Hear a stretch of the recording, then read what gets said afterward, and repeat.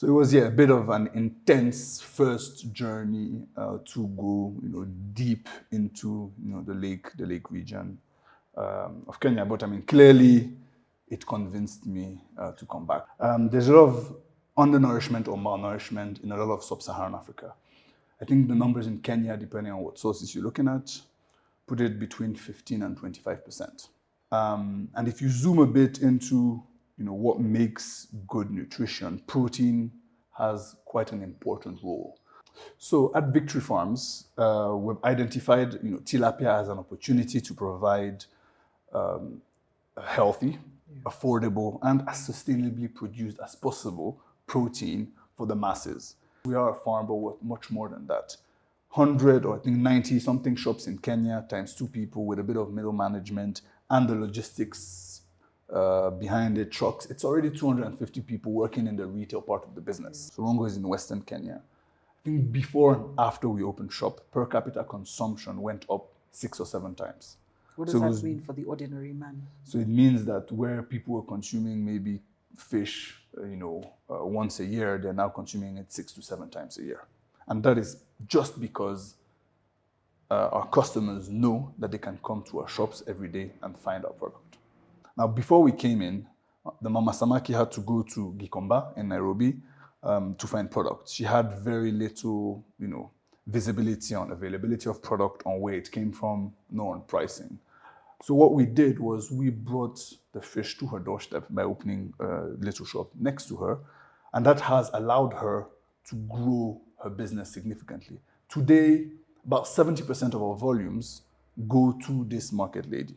That supermarket sells 300 kg of fish in a month. My shop in Zimmerman sells 1 ton of fish in a day. What? So then I'm like, why is this the case?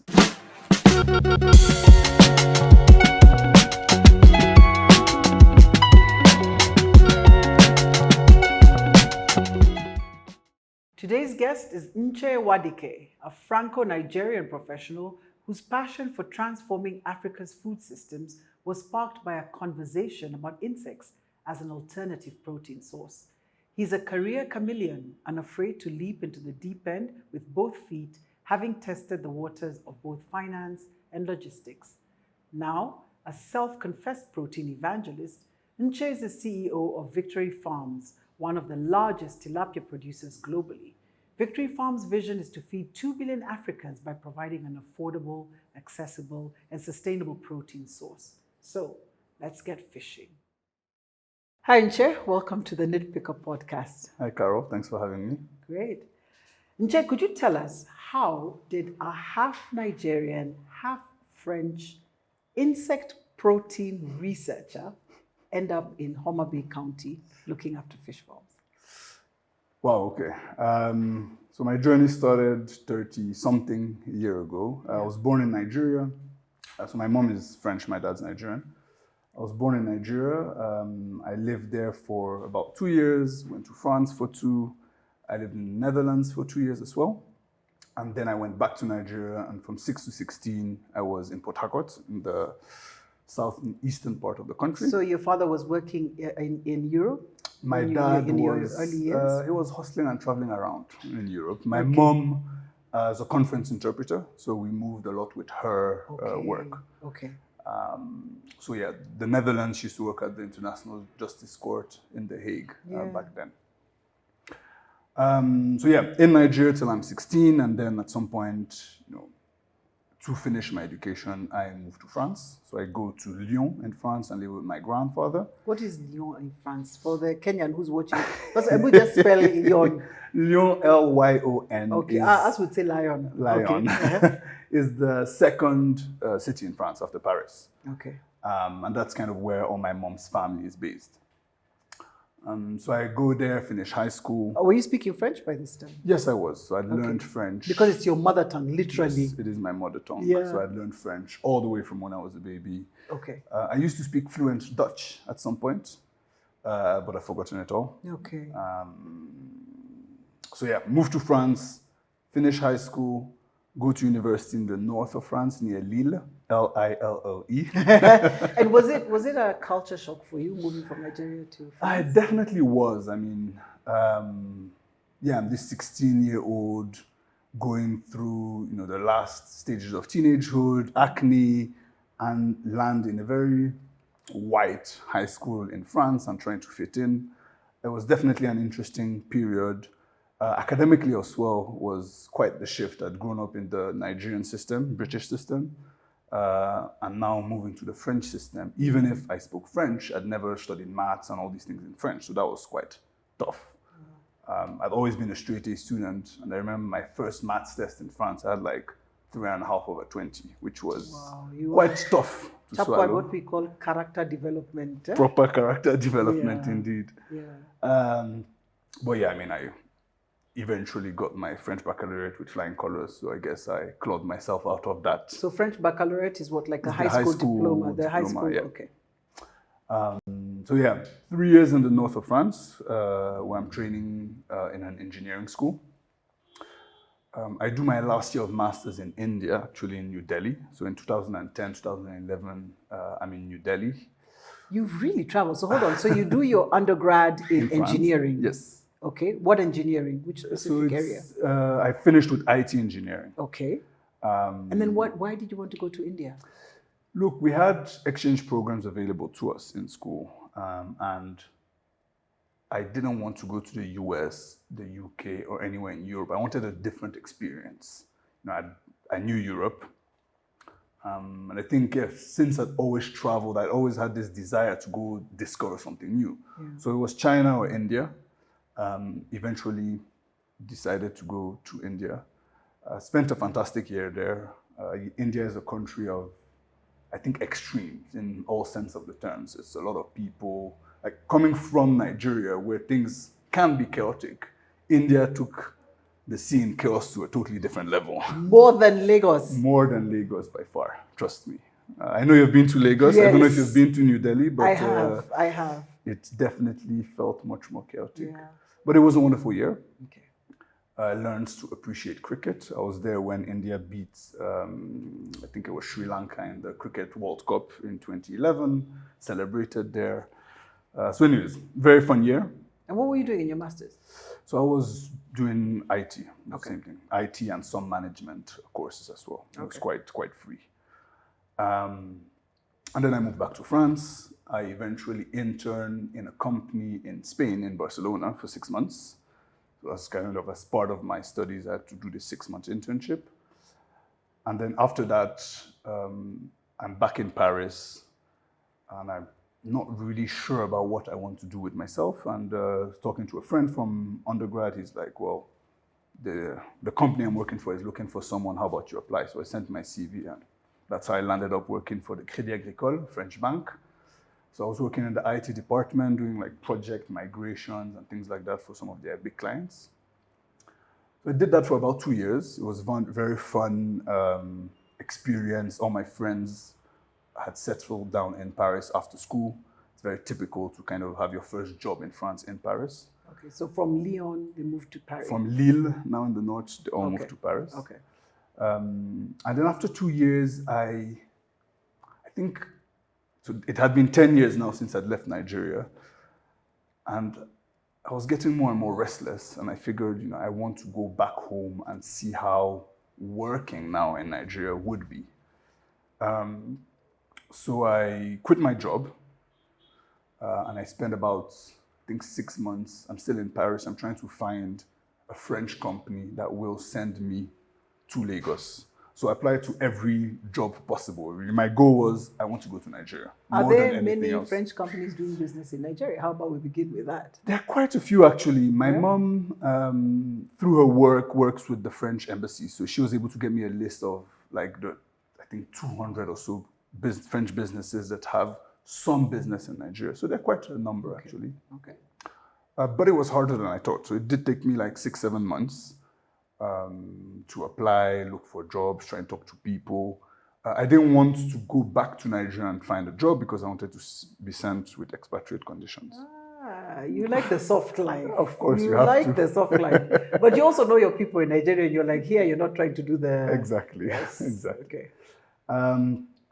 So eventually I find a job as a financial controller for Bolloré Transport and Logistics in Nigeria. And I had never done financial That was control going to be my next before question. Safe Accounting 101 in undergrad. Yes. So I guess I somehow convinced them that I would be able to figure it out. That would be a major convincing, okay? I think what helped was what they needed at the time. They didn't have many systems. Reporting was very long. So there was an IT angle to it that allowed me to, come in, put in place systems, processes, etc. For, to smoothen things in the finance department. And it's also a very operational heavy environment. So, being able to understand the business and link it to numbers was important. And what's the business of Bolloré? So Bolloré used to, now they're called Africa Global Logistics, they've sold, but they do end-to-end logistics all over the continent. I worked in the Bolloré Ports division, where we operated, I think 15, I think now 20 container terminals, so like the Mombasa port, all over West Africa. So I worked in the port in Lagos as the financial controller for that business. So ports, if you make an analogy with the airline industry, is the airport. Your job is to receive vessels, in our case, ships, offload them, store the containers, and whenever the customer has cleared all his, formalities with customs, etc., you load it on his trucks and he takes it. So I did that for a total of 6 years, but with a break within that. And how was that now moving from Paris to Lagos? It was definitely a lot of self-discovery. I think having moved to France at 16 as a teenager, still trying to shape your identity, I had, in a desire to really fit into France, I'd leaned more into my French identity at the expense of the Nigerian one. So I think going back to Nigeria allowed me to then reconcile my two identities much more. So you've just mentioned the word reconcile. So there's your French half and there's your Nigerian half. So when you come back to Nigeria, what's that feeling like? Because you're having to reconnect. You left Nigeria at 16. Yeah. Do you still have friends there? Are you having to now create a whole new network of friends? And you grew up in Port Harcourt. Yeah. And now you're in Lagos. Yes, the center of excellence. Yes, right. So I did have some friends from high school that were now based in Lagos, but by and large it was reconnecting and rebuilding a social group. But remember, I've traveled around quite a lot, so I'm used to making new friends, reconnecting with people, etc. It definitely was an interesting shift moving from working in a bank in France to working in the ports and all its madness. Define madness. In Lagos. And remember, your audience is African, so we understand madness. So don't fear. Just say. Well, in the first stint, I was in finance, so I Yeah. was maybe not in the core operations yet. Yeah. But after business school, I then lead the operations of the port. So that's where the real chaos started. But in a nutshell, the stevedores, so the dock workers, are notorious everywhere in the world for being quite a tough bunch to deal with. So that's one part. The other part is that the shipping industry are all descendants of the Vikings and pirates. And they will exhibit, cartel-like behaviors and all of that. If your container is on a vessel coming from China and it falls into the sea, Polisana, you deal with your insurance. Wow. On your bill of lading, which is a document that kind of states what you have in your container, the shipping line puts a disclaimer, said to contain. So if customs finds anything in there, the shipping line is like, that's it's not not our my problem. It's not my problem. If you have and a it shouldn't problem, have to be. They're just a carrier. It's like a matatu that's driving people from Mombasa to Nairobi, Exactly. or a bus, let's say. If somebody decides to put something in it, it's not the bus driver's responsibility to check what's in the bag. His work is just to transport. It's just to True or transport. false, or I might get sued. No, I agree with you on Yeah. that. During COVID, for example, there was one big Nigerian customer who had this, long-term contract with one of the shipping lines that would secure him freight rates, so basically the fare you pay to move his containers from China to Nigeria, at a certain amount. Now, because of congestion and everything that happened through COVID, freight was going through the roof. Even if he had been a very loyal customer to the shipping line, they were like, sorry, we don't have space for you. Or you pay like everybody pays. And you have no recourse. Yeah. Or the recourse you have is in the London Court of Arbitration. And I mean, you can try, but... So anyways, a very interesting industry to work in. I think it's one that not many people see. But in a country like Nigeria, and I think somewhat in Kenya as well, almost everything we interact with on a daily basis has been on a boat at some point. But I think not many people are aware about it. Maybe a bit more now, since we had this evergreen that blocked the Suez Canal a few years ago, or with what's happening in the Red Sea at the moment, that's disrupting supply chains. So there've been some attacks because of the instability in the Middle East on vessels. So ships, like for Victory Farms now, import stuff from Turkey. Normally you would go through Suez and down the coast. Now you have to go all the way around through Africa. Gibraltar and all the way around Africa. Yes. Wow. And from Turkey to here, I guess by ship on the regular route. Should take 15, 20 days. And now what now it takes about 3 times that. Wow. Yeah. Wow. Okay. So anyways, I'm in Nigeria, so reconnecting with my country, loving it. Lagos is a very fun place to be, I think, when you're in your mid-20s. So I think I enjoyed Lagos to its fullest. Yeah. That's a very rich laugh. So what happened in Lagos was stay in Lagos. Exactly. Okay. All right. And then so 4 years in, I guess, like my mom says, after a while, my body scratches me. Nigerians are very poetic in the way we speak. So my body scratches me, it means I can't sit in one place. Yeah. So that's when I decided to go to business school. So you choose to go back to France to do your master's. Yes. You'd first done a master's in India. At that point, you wanted to try something new. Yep. But in the second decision, the second instance, you want to go back to your second home. Yes. Any particular reason? I think it was more determined by where the business school was than the country. I didn't want to go to the US. And once you remove the American business schools, kind of the next best thing, or the better thing, depending on who's talking, is INSEAD, and INSEAD has a campus in France. And I think at that point, I was also quite happy to go back to France for a short while. So I landed in Fontainebleau, next to Paris, and I spent a year in business school there. Eventually, I go back. So when I go, I have no desire to go back to Nigeria, nor to go back to Bolore. At that point, I was like, I've had my 4 years with Nigeria. Time for a new chapter. Yeah. But life happened. I was in Paris for a couple of months after graduation, trying to figure out a role. And then my previous MBA, so my boss from Bolore calls me and he's like, hey, Nche, the chief operating officer of the port is leaving. Do you want the role? So, at that time, I've been out of a job for 4 or 5 months. Of course, an MBA puts you in the hole financially. I see COVID is coming. This is early, now 2020. And frankly, the offer was also quite attractive, both from the role and the rest. As an expatriate. Again, as an expatriate. But this time, the second in command or third in command of the business, because I'm leading the entire operations. How old are you by this time? I'm 32, I think, when I rejoined the business. So yeah, I take that role and go back to Nigeria. And my first day, so I do my 2 weeks of quarantine. I was still pretending like that helps us in COVID at the time.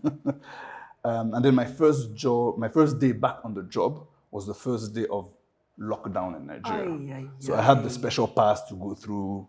But I guess you're footloose and fancy free. You're young, you want to take on whatever. So Nche, you voluntarily wake up and decide to leave France during COVID. Yes. What's going through your mind? Is there a chance that you might be locked down in Nigeria for a long time? Yes. But it's home, I guess. There is, but it's home at the end of the day. And I mean, trust me, that during the short lockdown we had, I had a much more comfortable life than my friends in France, in Paris, who were locked in like their tiny apartments and it was cold and couldn't move anywhere. So I really didn't regret it. I know everybody thought at the time that we were all going to die on the continent. I mean, history has shown us that it's not the case. It was the exact opposite. So yeah, I moved back, and yeah, my first day at work is the first day of lockdown. I have like the special pass because, of course, ports are considered an essential service, and if my crane operators, truck drivers, etc., are going to be at work, I need to be there. But I think that was the signal that that year was going to be a very hectic one, and it was, between everything that happened with supply chains being disrupted during COVID, factories being closed, customers not taking their cargo, so your port is full, vessels are coming, you can't take them, people from all over the world, screaming at you because you can't offload their vessels. I had an industrial action during that time. Staff stopped working, so I had to go talk to this agitated crowd of like 250 people to try and get them to get back to work. These are the dock workers. These are the dock workers and different workers in the port. Got closed by one of the government agencies for a day or two. So, I'm busy working on my computer, and then some mobile police shows up and they're like, we're closing the office, please leave. They're armed and everything. I'm like, okay, for sure. Close my laptop, I go home. So yeah, there was just a lot that happened that year, but it was fun. I think a lot of character development as well there. The number of times that at 4 a.m. my phone would ring, I would say, like, security control room. And I'm like, here we go again, like starting to get ready because you need to go figure out, what's going on. But a lot of fun. I really don't regret spending that year and some change in that role. Now, if I take us a bit back, during my year at INSEAD, done a lot of soul searching around what I wanted to do professionally. And I'd stumbled upon, insect farming and insects as a source of protein to either feed humans or animals. And I found that to be a very fascinating concept. This is during your MBA? This is during my MBA. You just happened to stumble upon a random book?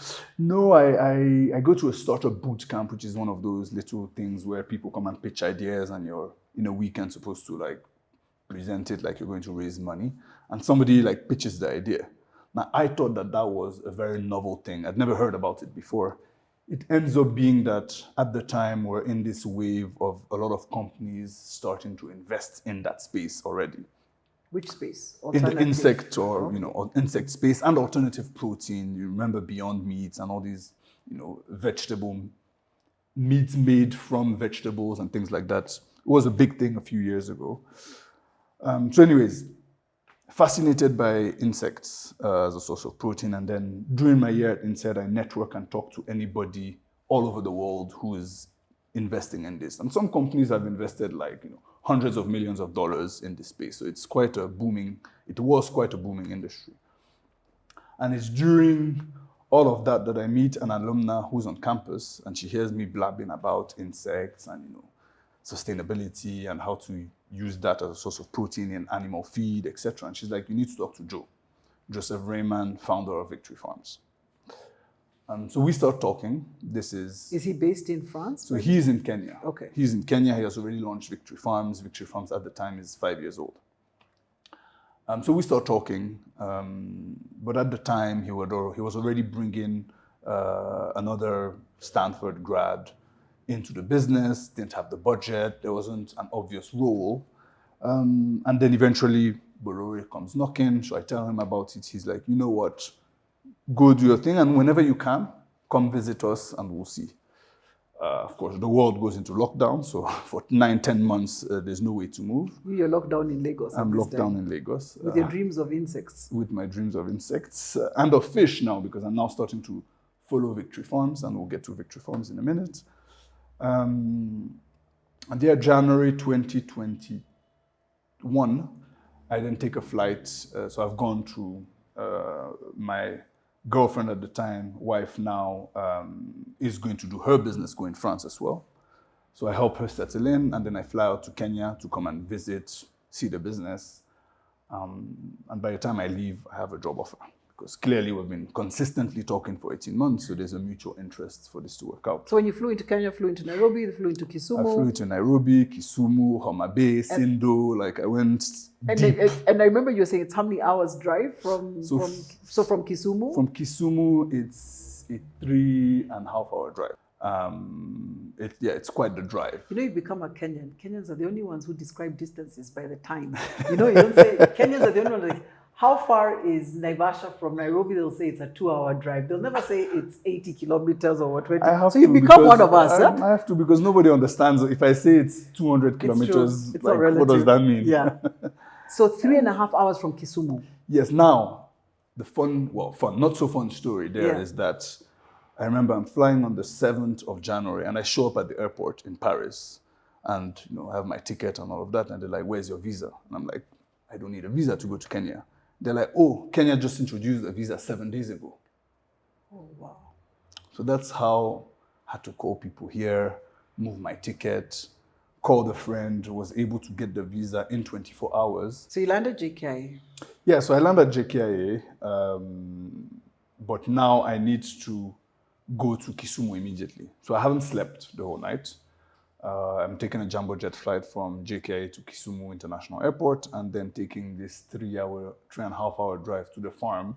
Now remember, I'm trying to make a good impression. So I can't be, falling asleep in the car as we're going. I have to be asking questions and showing interest. So who picks you up at Kisumu? Is it Joe or it just a driver? Actually the guy who had hired from Stanford, who now leads our Rwandan business, who, picks me up and then takes me to the farm and then shows me around. So it was, a bit of an intense first journey to go, deep into, the lake region of Kenya. But clearly it convinced me to come back. So, 6 months later in June 21, I leave the world of ports to come and do fish in Kenya.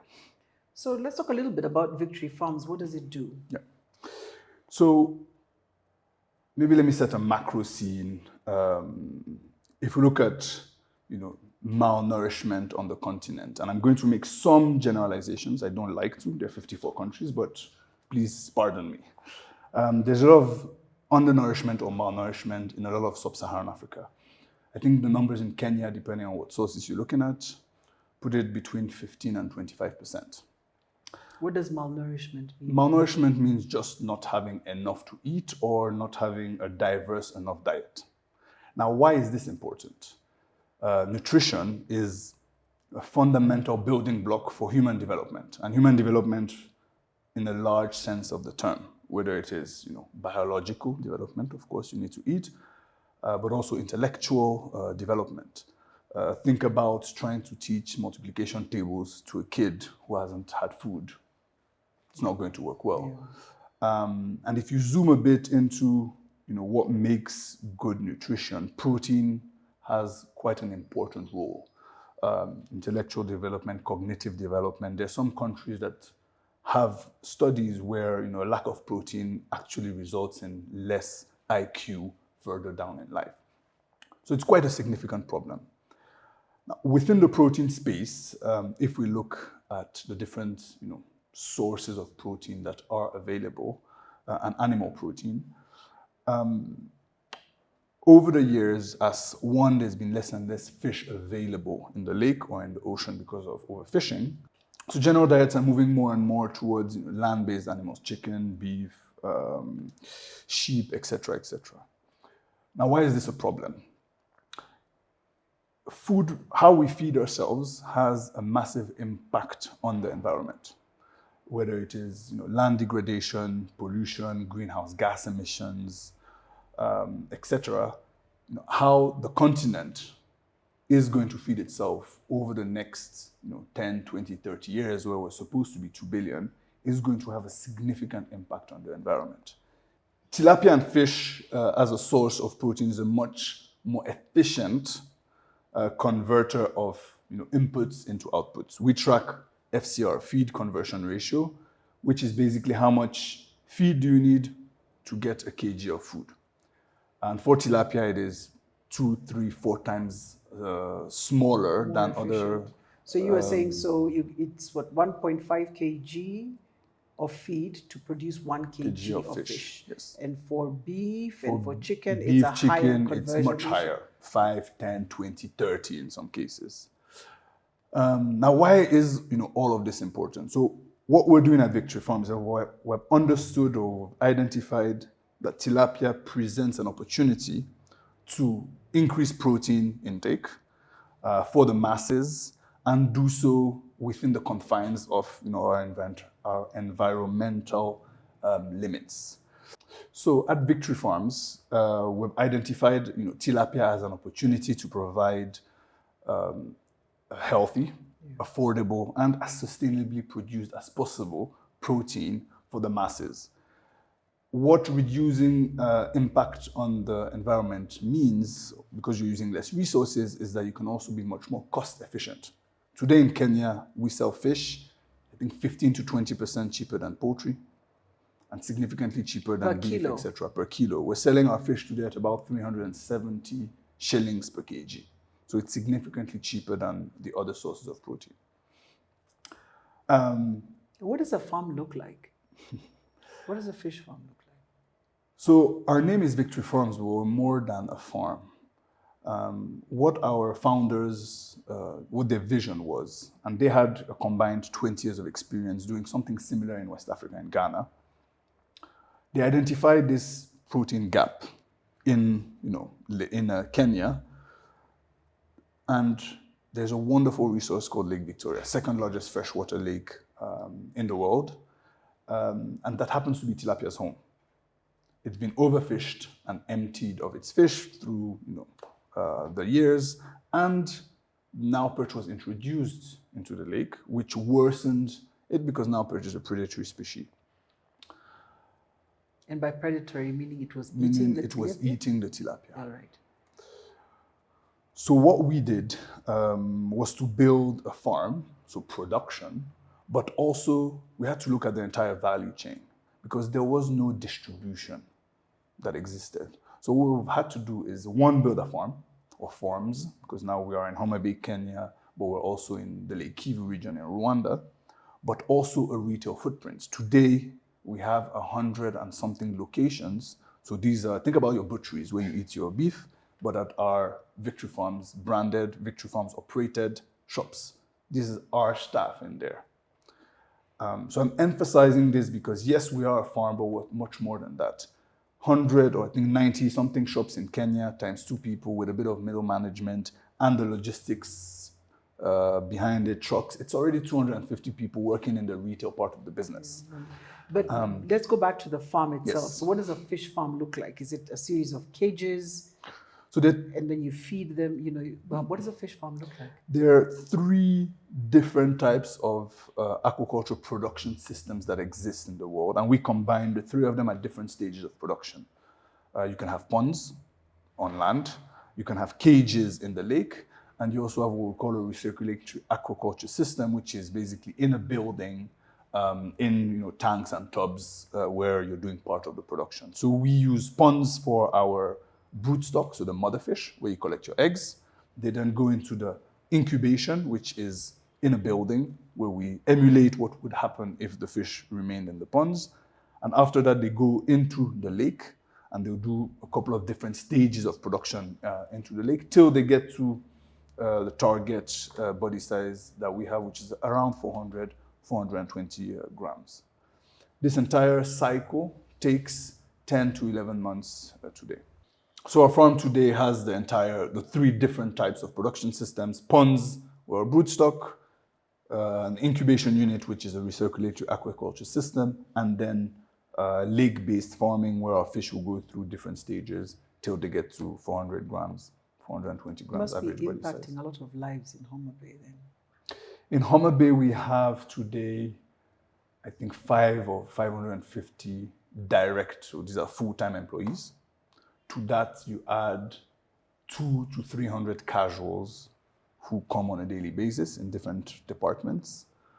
But then once you add, of course, the number of people that those people support, you add suppliers or some of the consultants or contractors we use, I think today we are among the top 3 employers in Homa Bay County. And you see it, we have pictures, drone pictures of the area where we were in 10 years ago, and now the number of mabati roofs that have appeared because people are able to build infrastructure has increased significantly. Yes, yeah. So you definitely have caught the attention of the county government, I want to imagine. Yes, for sure. We have caught the attention of the county government and national.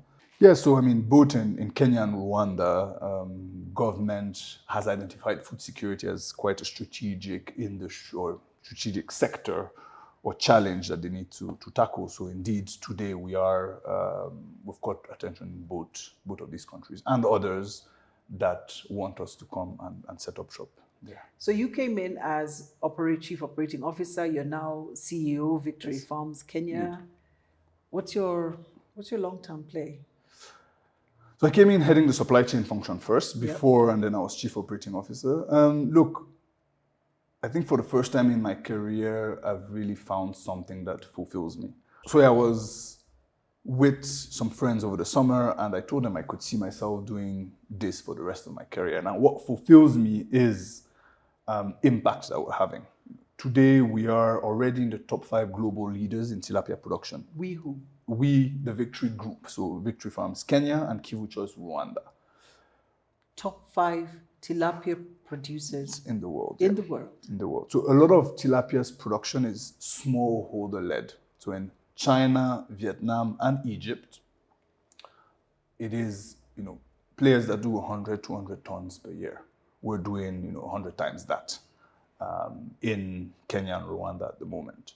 So I think what drives me, the idea that we can build this global leader coming from the continent that will probably expand to other countries on this continent at some point.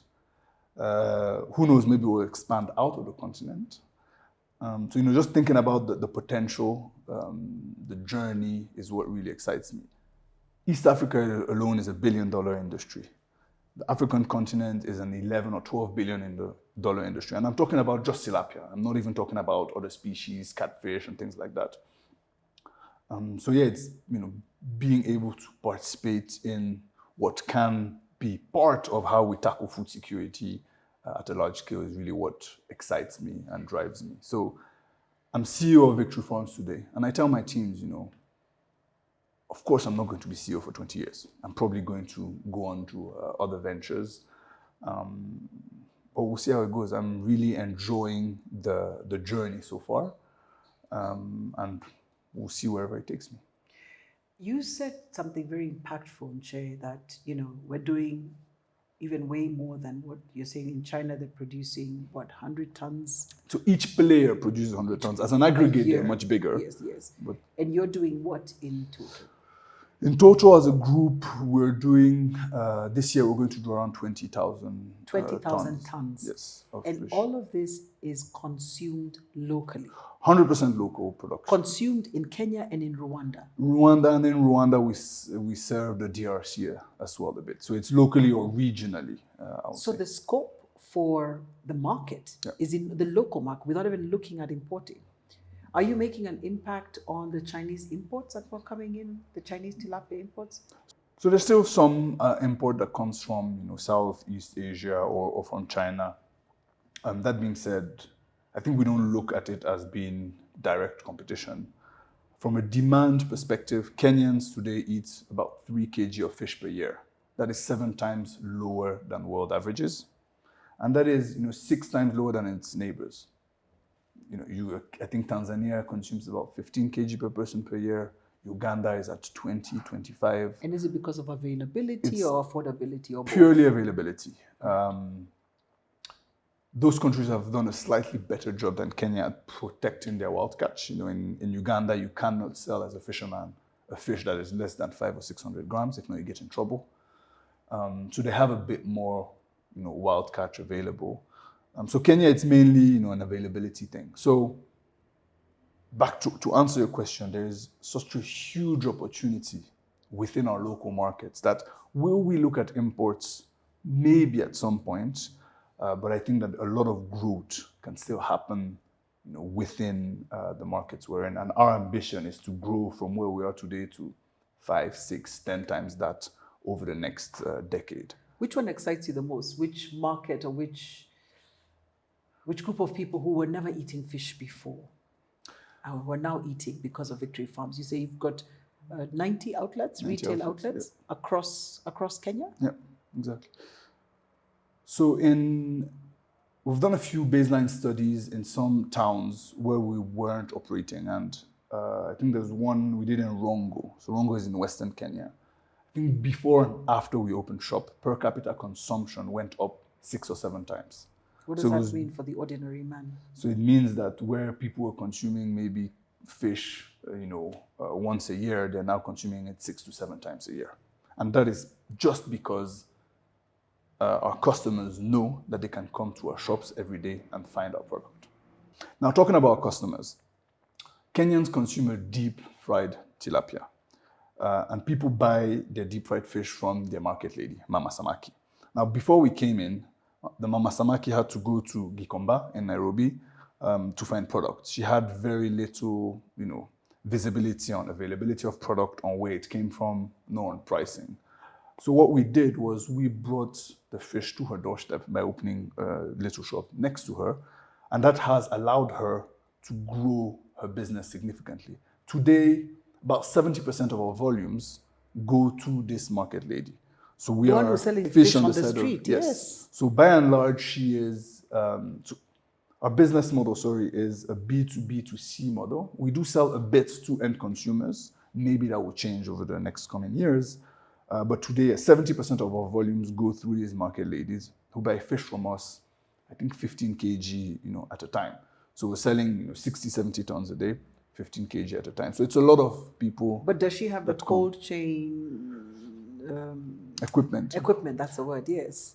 No, so she has to buy from you daily. Yeah, so she buys from us daily. She deep fries it and sells it immediately to the end consumers. Now that segment, seeing it evolve over the last couple of years has been very interesting as well, because we've seen these market leaders buy more and more from us. We've seen them buy more and more frequently. Before, maybe on Monday she'd sell fish, Tuesday she'd sell something else, she'd have different businesses. Now that she knows she has a reliable source of income, she's now able to build a business and a livelihood thanks to us.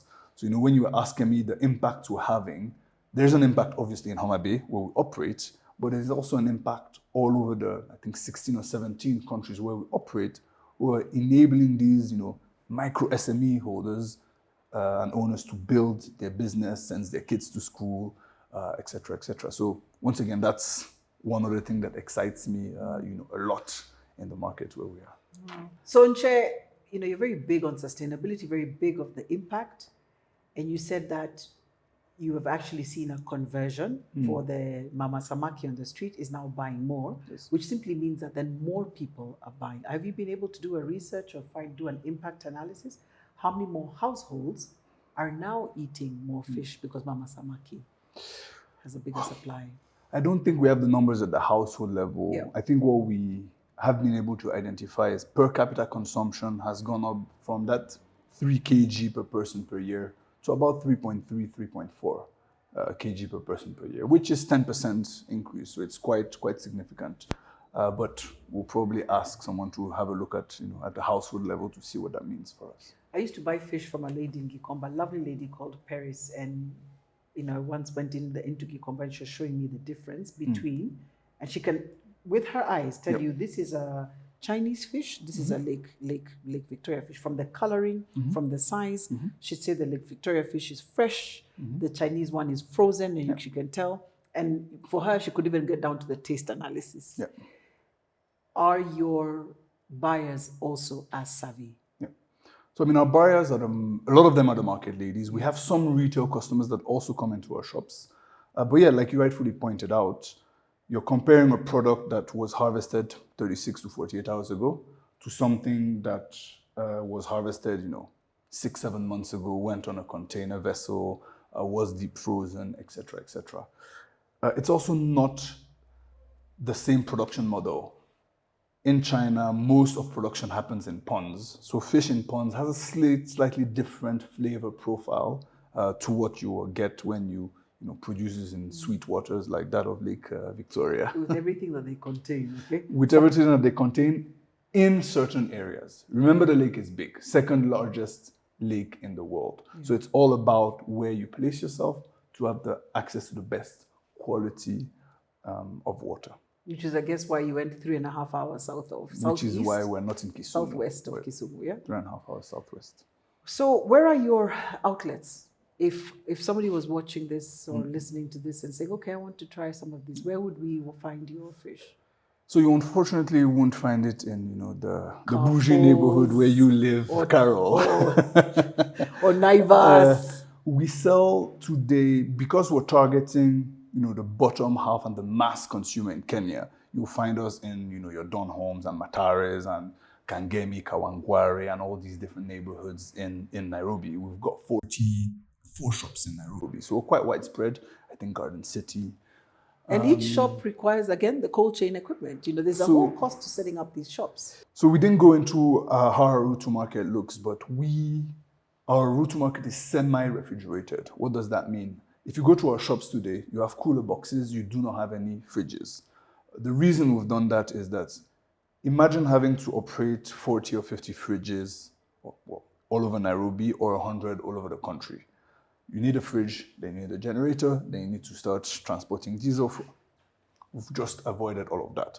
So we're able to deliver a fresh product on a daily basis or every other day to the shop in great condition, and then they're able to sell that product for 1 or 2 days to the end consumers. So you have to operate a sort of like a just-in-time delivery system.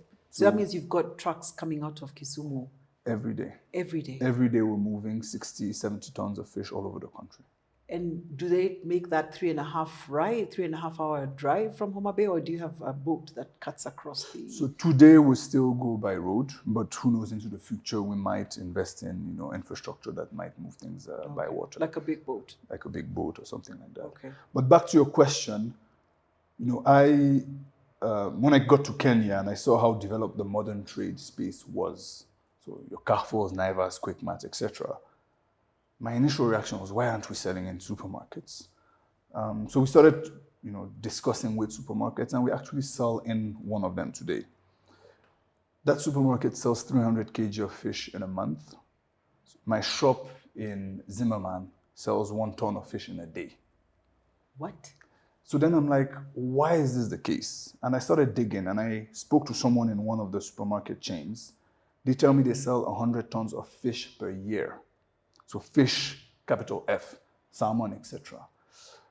So I was quite surprised by these numbers. Remember, we're selling 20,000 tons and soon to be multiples of that. And I asked, wait, is this a fish thing or is this just a general meat thing? And then by digging and asking, Kenyan friends or colleagues I have, where do you buy your meats? Well, you realize that most people buy their meat in their butcher. Yes. People buy their fish at their market lady, Paris in Gikomba. So rather than try to change behaviors, well, let's build a route to market within those confines.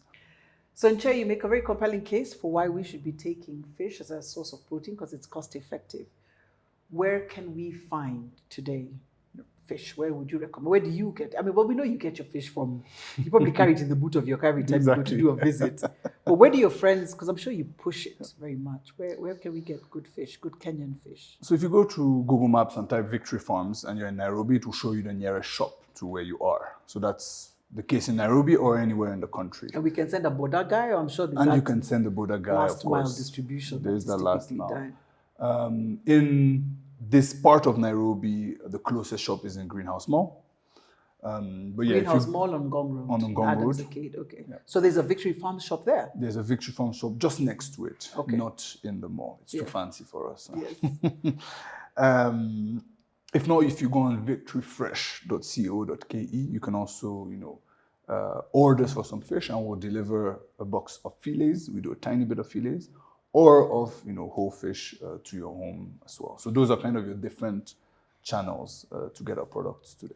That's excellent. It'll come right to my door. It will come right to your door. Today, every Monday, I receive my box of fillets at home. And we eat fish quite regularly. Victoryfresh.co.ke. Victoryfresh.co.ke. Excellent. Thank you, Nche. So, Nche, before we close, we like to end with a little tradition here on the Nitpicker podcast. We call this segment Nitpicks on the Quick. Okay. And these are quick fire questions that are designed to get us to know you in a different light. Okay. So do not overthink this. Just Okay. go with the first thing that comes to mind. Okay. You ready? I'm ready. Right. Text message or phone call? Phone call. Watch sports or play sports? Play sports. Actually, you're a cyclist. I am a cyclist. We indeed. forgot to talk about that. We did. Yeah? How often do you cycle? Well, less now, but I used to cycle quite a lot a few years ago. And then I had a few back issues, so now I hike and I swim regularly. All right. Pineapple in pizza or no pineapple in pizza? I love pineapple, so it doesn't matter where it is. Tea or coffee? Coffee. Travel back in time or fast forward your life? Ooh, fast forward, I think. Yeah. Yeah. Morning person or night owl? Morning person. Read the book or watch the movie? Read the book. What do you do when you want to get what's cutting on the ground experience in Kenya? I go to the farm in Sindo. Yeah? You get a good sense of the Kenyan Just walk, mindset? just driving through there reminds me that Kenya is not, Westlands and the Karura forest. Pilau or nyama choma? Nyama choma. Best place to eat in Kenya? Oof. Big Fish. Where is the Big Fish restaurant? For Big those who haven't Fish restaurant is, I think there are a few of them there. There's one in Kileleshwa in Lavington, in this area. What do you like to eat when you're there? Deep fried fish ugali and So dry some fry veggies. or wet fry? Depends on the day. Okay. Wet fry or dry, really. With Depends on ugali? how I feel. With ugali. Okay. A bit of ugali. And where do you go when you want to kick off and just relax and just unplug?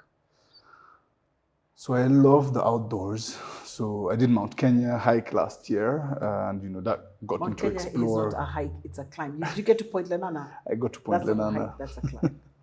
I climbed Mount Kenya last year, but I think I love that whole region and the different, mountain ranges that are possible. Or the coast. I got married in the Kenyan coast in Diani, so really love the coast as well. Okay, so you like mountains and the sea. And this, yes. Nche, it's been wonderful having you on board. You're clearly a really good storyteller, and it's been amazing to hear your journey from Lyon, from Port Harcourt to New Delhi, to Nairobi to Homa Bay. Yes. Thank you, and we'd love to have you back on the podcast. Anytime you want. Thanks a lot, Carol. Thank you, Nche.